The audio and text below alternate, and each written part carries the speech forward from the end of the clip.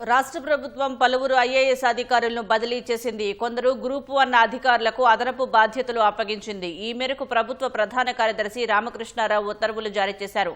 ప్రత్యేక ప్రధాన కార్యదర్శి సీఎం కార్యాలయంలో పరిశ్రమలు, పెట్టుబడుల విభాగం సెల్ సీఈఓగా పనిచేస్తున్న జయేష్ రంజన్ను ప్రభుత్వం బదిలీ చేసి మెట్రోపాలిటన్ ఏరియా పట్టణాభివృద్ధి శాఖ ప్రత్యేక ప్రధాన కార్యదర్శిగా నియమించింది. పర్యాటక, సాంస్కృతిక క్రీడల ప్రత్యేక ప్రధాన కార్యదర్శిగా, పురావస్తు శాఖ సంచాలకులుగా పూర్తిస్థాయి అదనపు బాధ్యతల్లో జయేష్ రంజన్ కొనసాగుతారని వెల్లడించింది.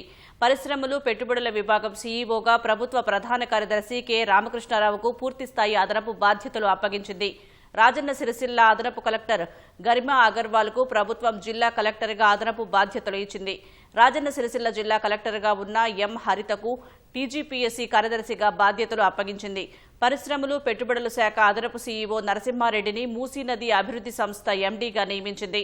రాష్ట్ర ఎన్నికల కమిషన్ కార్యదర్శిగా అదనపు బాధ్యతలు నిర్వహిస్తున్న మందా మకరందంను ఆ బాధ్యతల నుంచి రిలీవ్ చేసింది. కొందరు గ్రూప్ 1 అధికారులకు అదనపు బాధ్యతలు అప్పగించింది.